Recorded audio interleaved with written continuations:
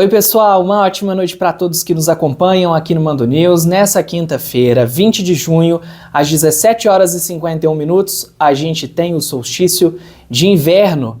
A transição para a estação mais fria do ano deve ser um pouco diferente aqui no sul de Minas, visto que a gente está saindo do fenômeno El Niño, caminhando para a neutralidade à espera da Laninha.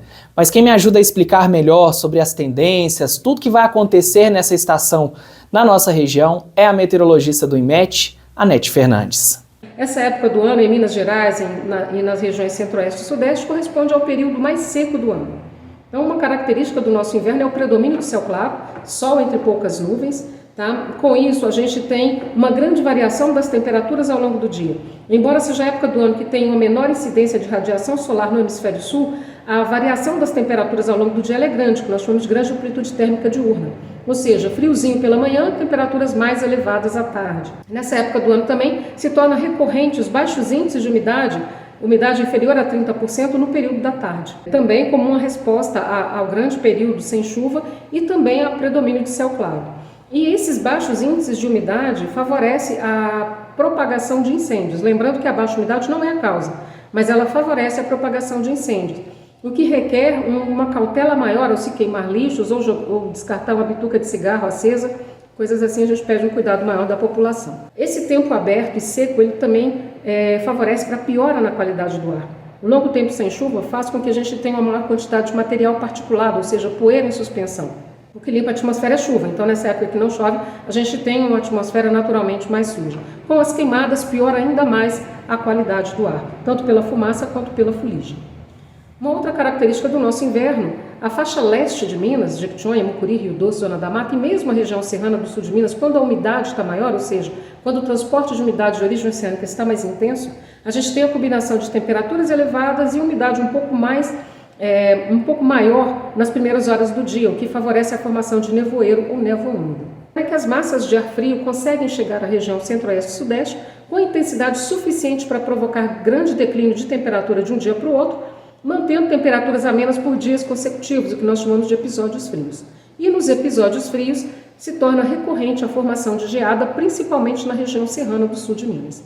E esse ano nós tivemos, sob efeito do El Niño, até o mês de maio. O El Niño ele se desconfigurou, ele encerrou no último mês de maio, então nós estamos num período de neutralidade.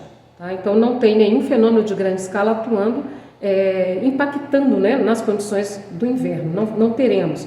Estamos em condição de neutralidade. Ainda assim, os modelos estatísticos que o IMET utiliza para previsão de clima mostram uma tendência de um inverno mais quente que o normal. Tá? Isso significa uma menor recorrência de episódios frios, um número menor de massas de ar frio conseguindo chegar até a região. Teremos frio sim, teremos manhãs frias sim, mas se espera que as massas de ar frio cheguem numa recorrência menor do que o normalmente esperado. Pois é, e dito tudo isso, essa quinta-feira deve continuar com o mesmo padrão meteorológico dos últimos dias. Como você observa na ilustração da Clima Tempo, essas instabilidades na atmosfera se concentram principalmente nos extremos do país. Aqui no sul, a gente tem chuva programada para essa quinta-feira por causa das consequências de uma área de baixa pressão. E aqui no Nordeste, chegando até mesmo o Norte, a gente tem infiltrações marítimas. No nosso Sudeste, Minas Gerais vai ter alguma influência bem próximo ali do extremo Nordeste, e o Espírito Santo bem pouquinho também, com alguma possibilidade de chuva isolada entre a tarde e a noite. Agora aqui no sul de Minas, Zona da Mata e Triângulo Mineiro, a gente traz o destaque para a umidade relativa do ar, que cai bastante, e a qualidade também desse ar que piora por conta da poluição, das queimadas que vem acontecendo aqui na nossa região.